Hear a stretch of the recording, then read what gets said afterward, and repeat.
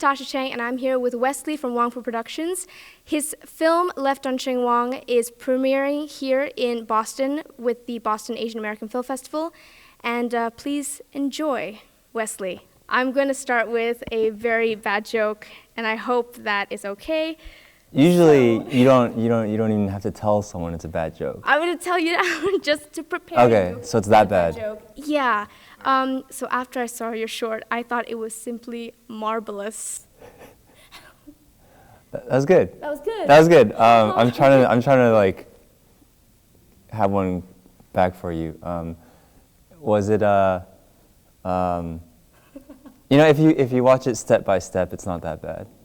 Ah. Wait, but that doesn't work because you actually said it was marvelous. It was marvelous. Marvelous. That was good. That was good. Yeah, I guess that wasn't too bad. Not bad. Nice intro. Thank you. Good job. So on your blog, you said that there are certain places in the world that are simply inspiring, and Hillside Steps on Shing Wong is one of them. So if you could pick any other, which would it be? Wow. I think anywhere. The steps were nice because they were just like this man-made structure that kind of integrated with, you know, the natural hill. Right. But I would say anywhere in nature that's where I get the most inspiration, I think. Just going somewhere that hasn't been touched and is just very raw and something that is, that has existed that way since the beginning of time, I think. Like, have you actually ever dreamed of an idea and put it, you know, as a short? I'm pretty sure I have. Yeah. I'm pretty sure I have, but I can't think of it exactly. I've definitely had ideas about dreams. Right. There's something that I want to do about dreams. Right. But no, most of the inspiration comes from like everyday stuff. That's awesome. So the spirit in your short is responsible for collecting and protecting memories. So what's one Wong-Fu memory that you hope you will never forget? Man, I wish Phil and Ted were with me right now so I could just turn to them and ask. One Wong-Fu memory. I think, you know, finishing our movie was pretty amazing. Right. We just finished our first feature, and we've been wanting to do that for a long time, and we had, you know, people from around the world contribute to help make that possible. So I think that was just a huge honor and a big step for us as a group and as a company. Right, and I saw that you finished the rough cut of your movie. Looking back, was it everything that you hoped and expected it to be? It is still really early, but we're very proud of it. I watched it and I was like, that's a solid movie. There's things that definitely need to be, you know, chiseled away and kind of sculpted, but for the most part, for our first movie, I'm very happy with it. What's next for Wong-Fu? What's after this movie? Hopefully more movies, but I mean, right now we're trying to figure out how to juggle the YouTube channel and do these bigger projects too. Right. And we definitely don't want to sacrifice one for the other. We know a lot of the fans, they go to YouTube as their main kind of hub to see what we're up to, but we do want to make these other bigger mainstream projects that hopefully they can be directed to those from our YouTube. And so what would you say are some of the challenges and I guess perks of being on YouTube? Because you're putting your shorts out there, you're putting your films out there, and you're sort of vulnerable to comments, and some might not be so nice. Yeah. That's something we actually deal with a lot, and we might not be that vocal about it because we don't know if there's a solution. It's just like the nature of the environment, I think. But we love being on YouTube. Just the community, the people we've met through YouTube have been amazing. They've actually become our close friends. That's something that, you know, we never would have expected. We just started using YouTube as a platform to stream our videos. Right. We didn't think we would, you know, be part of a community.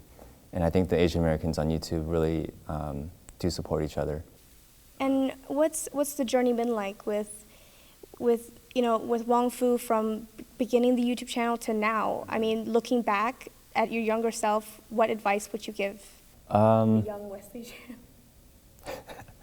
I don't know. I feel like it's changing. It's changing so much that even now, you know, me telling myself advice from back then would be weird because what YouTube is now is very different from what it was. Right.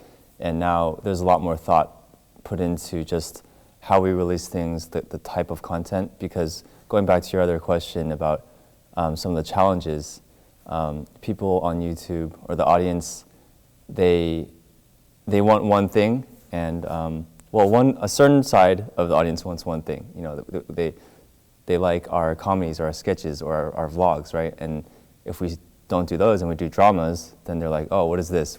Go make short films, right? I thought you guys were like quality stuff. And then we make the dramas, the more serious, longer form stuff, and people are like, oh, it's the same romantic boy-girl stuff, make more funny skits.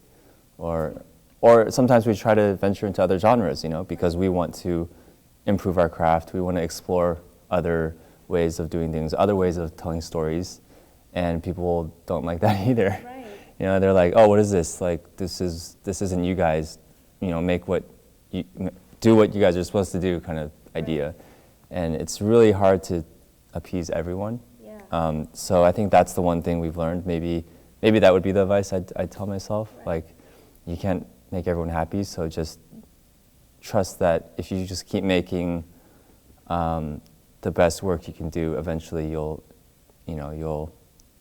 hit everyone in terms of hopefully satisfying them. But in the end, we don't make things just for the sake of making them to satisfy the audience. I think we're making things that we truly are passionate about. Right.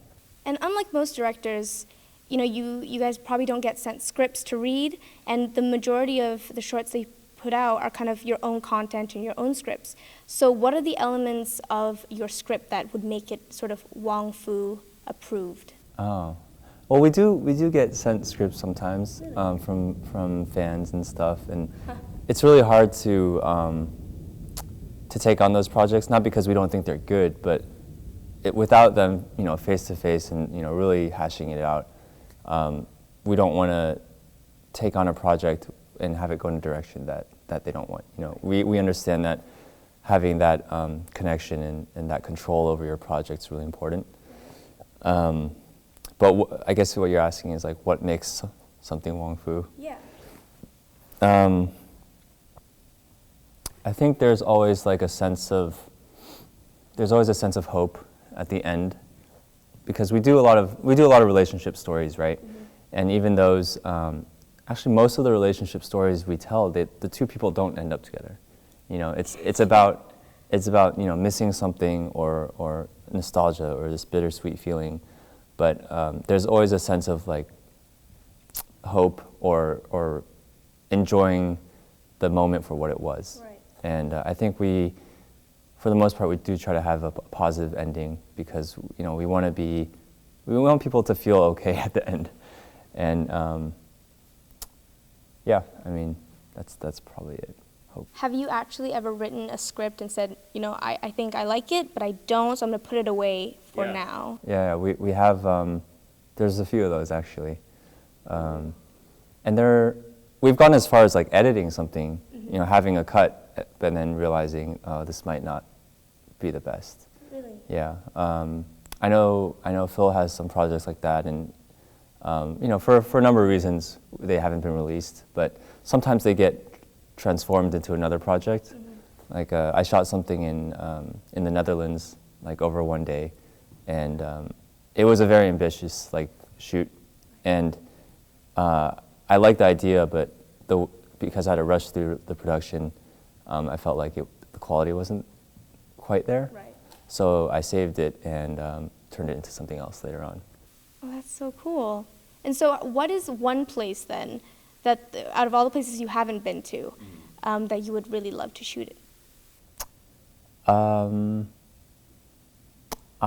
would love to go to Iceland. Here it's really beautiful. Yeah. I'm afraid if I went, I don't want to go there and have to like stress about shooting something. Mm-hmm. So I'd maybe want to be there for a long enough time where I could fully enjoy it, right. and then shoot something. Yeah. But we're actually going to Japan awesome. For this YouTube like a ambassador program. Mm-hmm. So we're going to be shooting some stuff out there. That'll be fun. Oh, that's really exciting. I know a lot of people from Japan. I know they're huge fans. Yeah. So they're going to be excited about that. I mean, the film that the festival is showing tonight is kind of under that same mentality of going somewhere and just shooting. So we always enjoy traveling and finding stories to tell at different places. Right. So would you go there and then find a story, or do you have an idea of a story before landing in the country? In terms of Left on Shing Wong, that was totally done on the spot. It was written in one night and then shot the next day. So that idea didn't come up until I was there. But it is a lot, it puts your mind at ease if you have something going in. Yeah. So it goes both ways. Yeah, it works in a lot of different ways. And if you could pick any celebrity to be sort of like the spirit that holds all your memories and your thoughts, who would you choose? Oh, wow. Okay, you go first. Me? Yeah. God. I'm gonna say Tom Hiddleston because I love him. Really?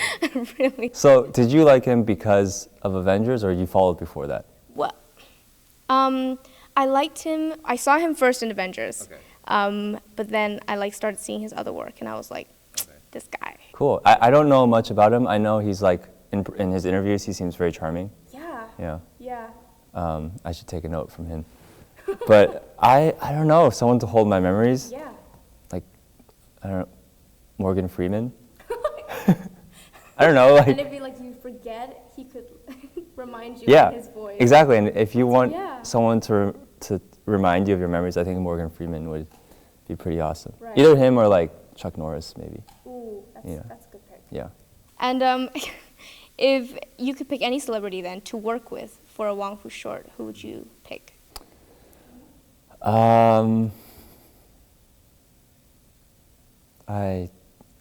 There's so much pressure in that, you know, because the bigger the star, I feel like I'd actually be like on eggshells the whole time, and I wouldn't know how to act, and maybe it might be even worse. Right. So I would want someone that is just like can understand where we're coming from. So like an actor, filmmaker, director kind of person, not just an Maybe. actor. Yeah, I don't know. For a while we said like it'd be cool to work with Joseph Gordon-Levitt. Right, he is also a huge presence on Yeah, social he has media, too. his own hit record thing. Yeah. And he's worked with some people that we know too. So that's cool. Like the degrees of separation are actually very close. Right. Is there a possibility for collaboration? I don't think that's up to us. But no, there's so many talented people, and I think, I mean, just yesterday I met Andrew Lau and Andrew Liu for Right. Revenge of the Green Dragons, and that in itself was really cool. And Andrew Liu like actually knew who we were. He knew Wong Fu Productions, and that was amazing. And the fact that then almost the entire principal cast, not the entire, but the the major characters of Green Dragons, like Right. Wong Fu has worked with all of them. Really? Yeah, like we've put them in projects of ours like way before Green Dragons. So I guess just seeing them and how they've progressed to do those things now, Right. it just makes me really proud of them and really happy. And how does the casting process go for your shorts? It depends on the scale of the project. Mm-hmm. For something that is like Left on Shing Wong, it is just like who's going to be in the area, what friends do we know, do they have friends that are comfortable on camera. Right. There's times we do that. We kind of have a pool of friends that do act, and sometimes we go to them. There's other YouTubers we ask upon sometimes, and then there's also bigger projects like The Feature, where we actually had a casting director to find our talent. And would you consider yourself a YouTuber or a filmmaker?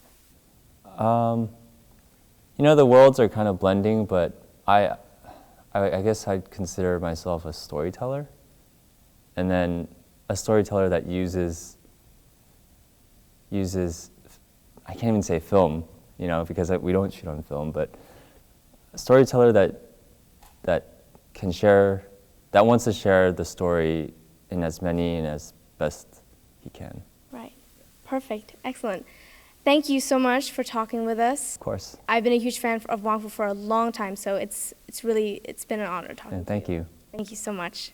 Marvelous. Marvelous.